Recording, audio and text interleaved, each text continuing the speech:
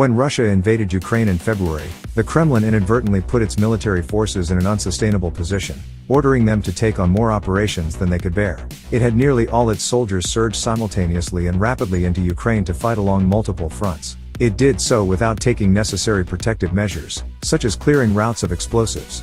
It had its forces advance at an unsustainable pace. As a result, Russian troops were vulnerable to ambushes, counterattacks, and severe logistical problems that cost the military enormous numbers of soldiers and equipment. That initial error was caused by the Kremlin's pre-war delusions. Moscow was overconfident in its intelligence, in the ability of its agents to influence events and politics inside Ukraine, and in its own armed forces. It underestimated Ukraine's capabilities and will to fight. And it failed to account for a massive expansion of Western support to Kyiv.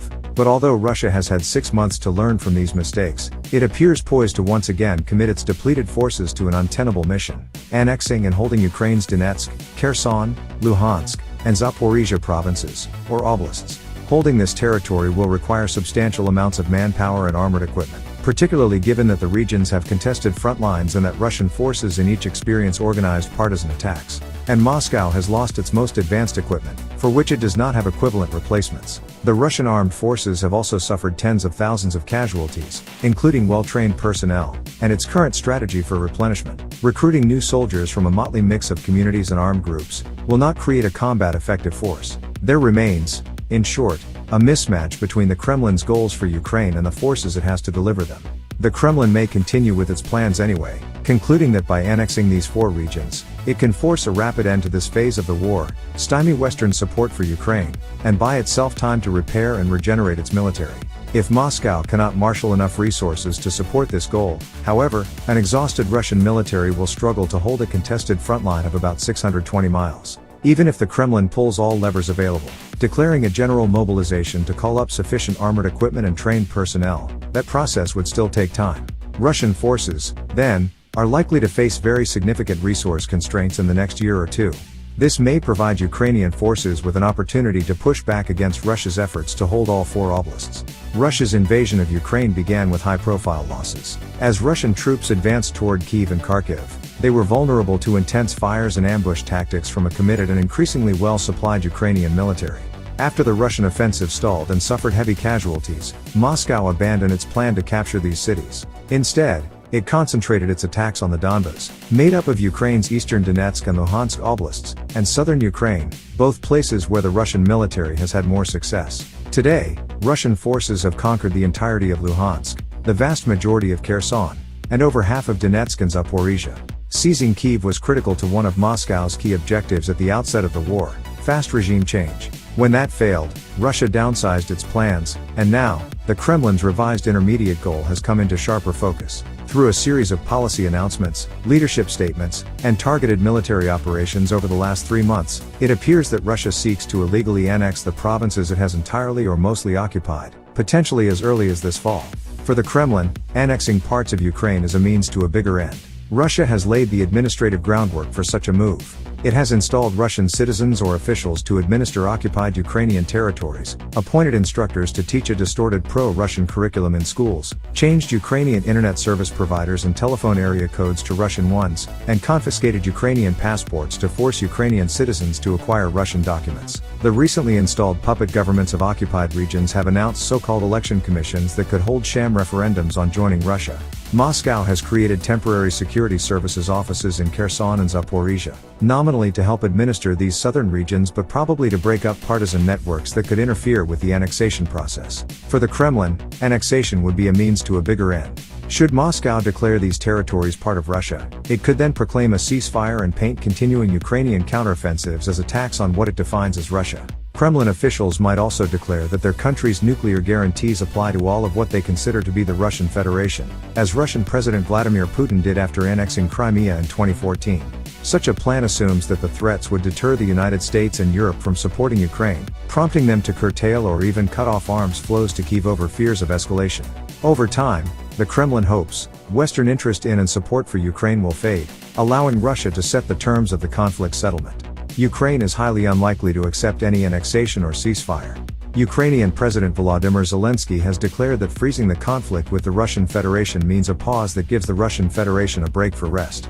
Kyiv will almost certainly also continue to ask for Western assistance. Ukrainian and Russian goals through the end of 2022 are therefore on a collision course. One side is working to prevent the conflict from ossifying along a frozen line of contact while the other works to attain precisely that outcome.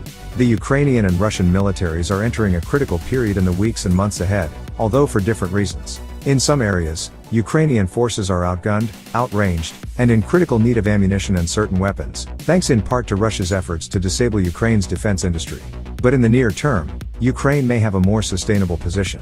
The country has sufficient personnel, Western support, and a strong will to fight. Russia, meanwhile, has experienced troop and material losses that will be difficult to overcome. According to Western estimates, Russia has suffered between 45,000 and 75,000 wounded and killed personnel, from junior enlisted soldiers to generals. It has lost more than 5,000 pieces of equipment. Russia's military has learned and adapted at the operational and tactical levels from its early defeats, shifting to new tactics that favor its superior firepower. But such battlefield adjustments are not enough to overcome the early and severe losses. These deficits will make it hard for Russia to successfully hold the regions it may try to annex. At a minimum, if the Kremlin annexes them this fall, it will be doing so at a time of great vulnerability. To succeed, Moscow will have to replenish personnel and equipment at scale, tasks that will prove extremely difficult. Consider, for instance, Russia's shortage of soldiers. So far, Russia is taking an ad hoc approach to replenishing personnel, drawing from at least 9 populations: active duty troops stationed outside Ukraine, reservists, mercenary groups, Kadyrovtsi, fighters loyal to Chechen leader Ramzan Kadyrov, military prison battalions, foreign fighters, the National Guard, direct volunteers, and far-right neo-Nazi groups such as Ruzich. This system is far from ideal. The Russian military and mercenary groups may be touting decent combat pay, over $3,000 a month, but they are offering short-term contracts, dropping recruitment standards, and providing only a few weeks of basic training. Russia has experienced troop and material losses that will be difficult to overcome.